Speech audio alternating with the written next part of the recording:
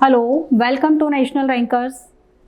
मैं हूं आभा गुप्ता सेरीवाल और हम कर रहे हैं क्लास 12th का अकाउंट, जिसमें अब जो क्वेश्चन हम करेंगे वो है रोकड़ के बदले अन्य प्रतिफल के लिए अंशों का निर्गमन।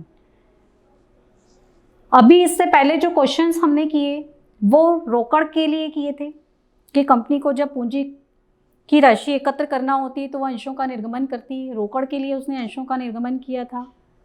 लेकिन अब जो क्वेश्चन हम कर रहे हैं उसमें कंपनी के द्वारा एक मशीन खरीदी गई है और उस मशीन का नगद भुगतान न करके, रोकड़ में भुगतान न करके कंपनी क्या कर रही है, विक्रेता को अपने अंश दे रही है अपनी कंपनी के।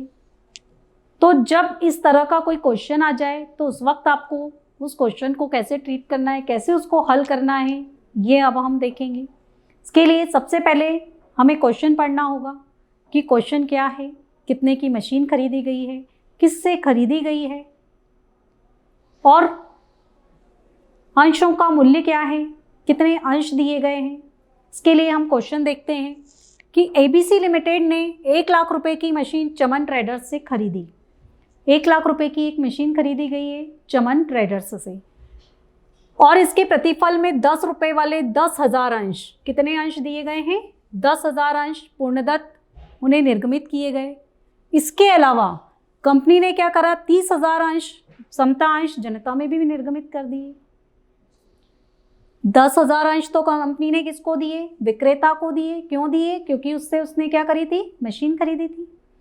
उसके अलावा 30,000 अंश उसने जनता में इस शर्त पर निर्गमित कर दिए कि सारी राशि एक मुश्त चुकाना होगी। एक मुश्त मतलब एक साथ, कोई किश्त नहीं, कोई आवेदन नहीं, एप्लीकेशन, कोई आवंटन नहीं, कोई प्रथम याचना नहीं।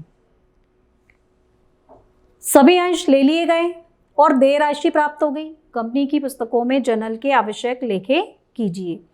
तो कंपनी की पुस्तकों में जो जर्नल के लेखे हम करेंगे, सबसे पहली जो एंट्री होगी वो होगी मशीन को खरीदने की। कंपनी के द्वारा मशीन खरीदी गई है, इसका मतलब कंपनी के पास मशीन आई। जब भी कोई चीज़ आती है तो उसको डेबिट कर दिया जाता है और क्योंकि उधार खरीदी गई, एक नगद का भुगतान नहीं किया गया इसके लिए, तो जिस व्यक्ति से खरीदी गई है उसका नाम आ जाएगा, उसको क्रेडिट कर दिया जाएगा। तो एंट्री हमारी बन जाएगी machinery account ER2 Chaman Traders. तो फर्स्ट एंट्री हमारी machinery account debit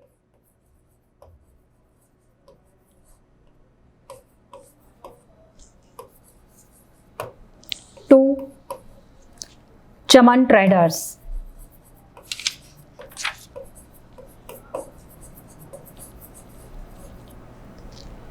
total machine जो खरीदी है वो 1 लाख रुपए में खरीदी है, तो वैल्यू लिख देंगे हम इसकी 1 लाख रुपए और नरेशन हो जाएगा बीइंग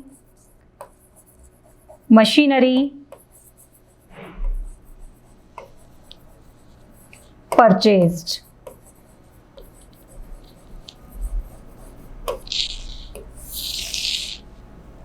सेकेंड एंट्री जो बनेगी वो चमन ट्रेडर्स को शेयर देने की बनेगी। तो जब चमन ट्रेडर्स को कंपनी के द्वारा अंश दिए जाएंगे तो चमन ट्रेडर्स क्या होगा, पाने वाला हो जाएगा और पाने वाला हमेशा डेबिट होता है। इसलिए एंट्री बनेगी हमारी Chaman traders DR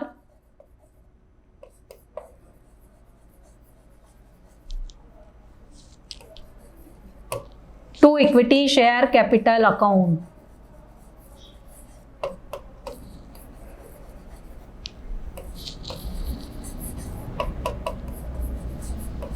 amount 1 lakh रुपए, 10,000 अंश थे, एक अंश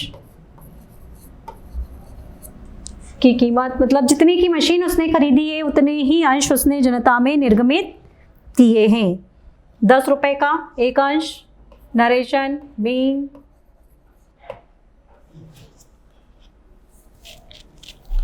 शेयर्स इशूड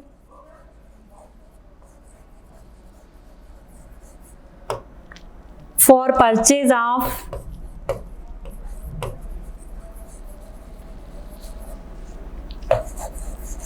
machinery। ये इसकी एंट्री हो गई। पहली एंट्री मशीन को खरीदने की, दूसरी एंट्री शेयर देने की।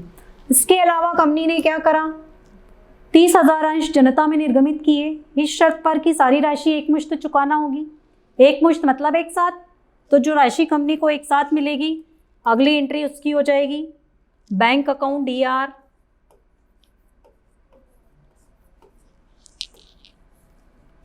2 equity share holders account.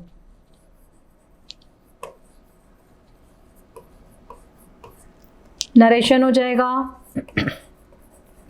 Being lump sum amount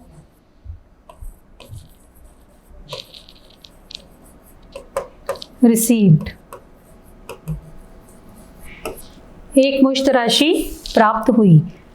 30,000 अंश हैं जो जनता में निर्गमित किए गए थे एक मुश्त राशि के लिए। 10 रुपये एक शेयर की कीमत है, तो टोटल अमाउंट मिल जाएगी कंपनी को 3 लाख रुपए। दोनों का मल्टीप्लाई कर देंगे, ये हो गई 3 लाख रुपए। इसके बाद जो आखिरी एंट्री बनेगी हमारी वो क्या होगी, ये इक्विटी शेयर होल्डर्स का जो अमाउंट मिला है इसको इक्विटी शेयर कैपिटल अकाउंट में ट्रांसफर करने की। तो equity share holders account DR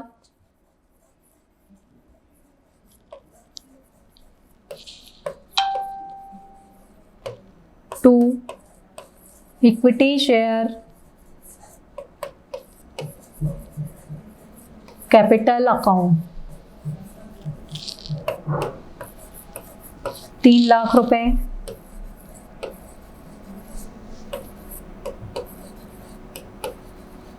narration being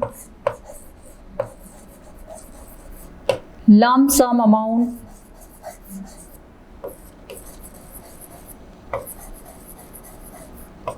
transferred।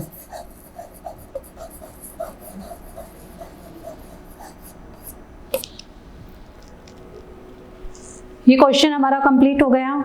जो लमसम अमाउंट रिसीव्ड हुई थी कंपनी को, वो कंपनी ने शेयर कैपिटल में ट्रांसफ़र कर दी। तो ये क्वेश्चन हमारा अब कंप्लीट हो चुका है। रोकड़ के अतिरिक्त अगर कंपनी के द्वारा अंशों का निर्गमन किया जाता है अन्य प्रतिफल के बदले में, तो आपको किस तरीके से एंट्री करना है ये आपने देखा। जो भी असेट्स खरीदी जाएगी वो असेट्स को आप डेबिट कर देंगे। इसमें मशीन खरीदी गई थी, अगर फर्नीचर खरीदा जाता है तो फर्नीचर डेबिट हो जाएगा, बिल्डिंग खरीदी जाती है तो बिल्डिंग डेबिट हो जाएगा। उसके अलावा इनको डेबिट करने के बाद में जो वेंडर है वो क्रेडिट हो जाएगा। वेंडर का मतलब होता है विक्रेता, जिस व्यक्ति से ये खरीदा गया है। इसके बाद जो भी शेयर्स उसको दिए गए हैं उसकी एंट्री बन जाएगी। जब उसकी एंट्री बनाने जाएंगे तो वेंडर डेबिट हो जाएगा और शेयर कैपिटल को क्रेडिट कर दिया जाएगा उस अमाउंट से जिस अमाउंट से उसने मशीन या पर जो भी असेट से उसको खरीदा था। तो ये क्वेश्चन हमारा कंप्लीट हुआ। Thank you.